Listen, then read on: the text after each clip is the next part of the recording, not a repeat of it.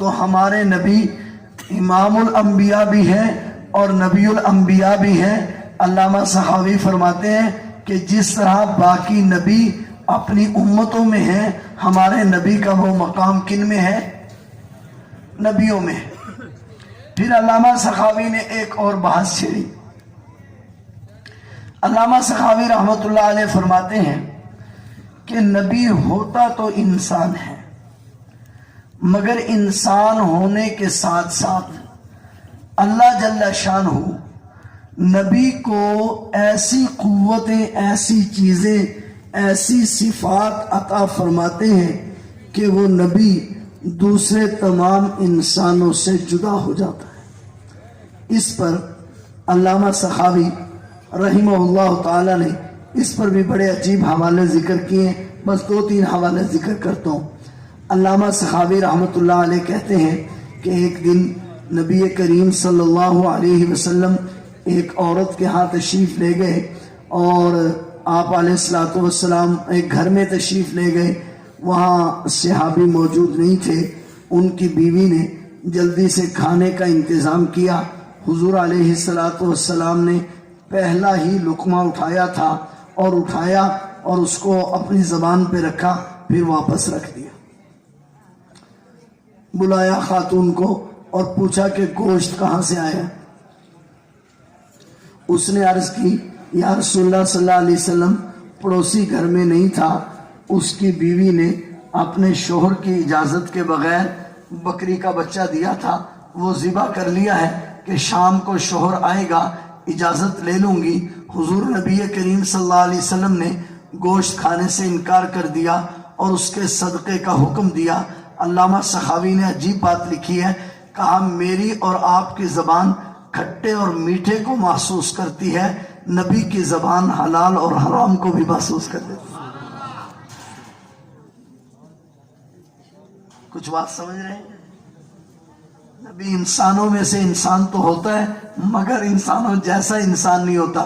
اس کو ایسے کمالات سے نوازا جاتا ہے کہ وہ باقی ساری دنیا سے ممتاز ہو جاتا ہے۔ علامہ سخاوی رحمۃ اللہ علیہ لکھتے ہیں، نبی کریم صلی اللہ علیہ وسلم تشریف لے جا رہے ہیں۔ آپ علیہ الصلوۃ والسلام 2 قبروں کے پاس سے گزرے، مشہور حدیث ہے۔ آپ علیہ الصلوۃ والسلام نے فرمایا قبر والوں کو عذاب ہو رہا ہے۔ تو علامہ سخاوی رحمۃ اللہ علیہ لکھتے ہیں، میری اور آپ کی آنکھ اس نظر اس دنیا تک دیکھتی ہے، نبی کی آنکھ ذرا آگے بھی دیکھ لیتی ہے۔ نبی کی جو آنکھ ہے وہ ذرا آگے بھی دیکھ لیتی ہے۔ حضرت علامہ سخاوی رحمہ اللہ تعالی اس پر حوالے پیش کرتے جا رہے ہیں۔ مقصد یہ ہے کہ نبوت کا مقام بیان کیا جائے۔ میں بات یہ عرض کرنا چاہتا، اسی طرح ایک اور عجیب واقعہ لکھتے ہیں علامہ سخاوی رحمۃ اللہ علیہ، بلکہ انہوں نے نبی کریم صلی اللہ علیہ وسلم کے جسم کے ایک ایک حصے کے کمالات لکھے ہیں۔ نبی کریم صلی اللہ علیہ وسلم تشریف فرما ہے اور آپ کھانا کھانے لگے تو ایک خاتون آ گئی۔ ابھی پردے کے احکام نہیں آئے تھے۔ حضور علیہ الصلوۃ والسلام نے اس سے کہا کہ کھانا کھا لو۔ اس نے عرض کی آقا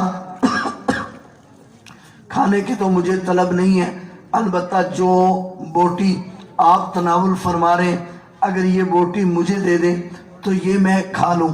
نبی پاک صلی اللہ علیہ وسلم نے اپنے منہ مبارک میں آدھی ہڈی چبا لی تھی، باقی ہڈی آپ نے اس خاتون کو دے دی۔ کتابوں میں لکھا ہے کہ وہ خاتون جو ہے اس کے بعد 10 سال تک زندہ رہی، 10 سال تک اس کے منہ سے مشک و عنبر کی خوشبو آتی رہی۔ نبی کریم صلی اللہ علیہ وسلم کے دانت مبارک جو اس بوٹی کو لگے تو اس سے اتنی عجیب کیفیت ہو گئی کہ 10 سال تک اس کے منہ سے مشک و عنبر کی خوشبو آتی رہی۔ نبی کریم صلی اللہ علیہ وسلم تشریف فرما ہے، حضرت عامر بن جموح رضی اللہ تعالی عنہ کی ہمشیرہ محترمہ جا رہی ہیں، جنگ کا موقع ہے۔ نبی کریم صلی اللہ علیہ وسلم نے جاتے ہوئے دیکھ لیا، پوچھا کدھر جا رہی ہو؟ کہا یا رسول اللہ صلی اللہ علیہ وسلم عامر بن جموح جو ہیں کئی دنوں سے بھوکے ہیں، کوئی چیز نہیں کھائی، یہ چند کھجوریں ہیں میرے ہاتھ میں، وہ لے کر ان کے لیے جا رہی ہوں۔ نبی کریم صلی اللہ علیہ وسلم نے فرمایا ان کھجوروں کو میرے ہاتھ پر ڈال دو۔ عمر بن جموح کی بہن نے ان کھجوروں کو نبی پاک صلی اللہ علیہ وسلم کے ہاتھ پہ ڈال دیا۔ حضور صلی اللہ علیہ وسلم نے فرمایا چادر بچھاؤ۔ عمر بن جموح کی ہمشیرہ نے چادر بچھائی۔ حضور صلی اللہ علیہ وسلم نے اپنے ہاتھ کی وہ کھجوریں اس چادر میں پھینک دی۔ بس حضور علیہ السلام نے وہ کھجوریں جو چادر میں پھینکی تو کھجوریں بڑھنا شروع ہو گئی۔ حضور علیہ السلام نے فرمایا جاؤ لوگوں، صحابی کو حکم دیا اعلان کرو کہ جن لوگوں کے پاس کھانے کے لیے کوئی چیز نہیں ہے وہ آ جائیں اور کھجوریں لے جائیں۔ حدیث میں آتا ہے 1000 صحابہ کرام نے اس چادر سے اپنے توڑوں کو بھرا، مگر چادر تھی کہ کھجوریں اس سے نیچے گر رہی تھی۔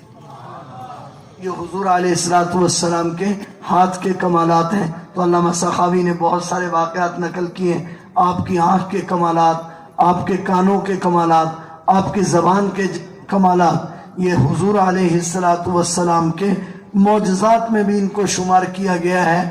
نبی پاک صلی اللہ علیہ وسلم کو بہت سارے معجزات دیے گئے، 3000 اور بعض نے تو 10,000 تک تعداد لکھی ہے۔ ان ساری باتوں کو اس لیے ذکر کر رہا ہوں کہ ایک موڑ پر جانا چاہ رہا ہوں کہ اللہ تبارک و تعالیٰ نے ہمارے نبی پاک صلی اللہ علیہ وسلم کو جو کمالات عطا فرمائے ان کمالات کی بنیاد پر ہمارے نبی باقی تمام نبیوں سے افضل ہیں۔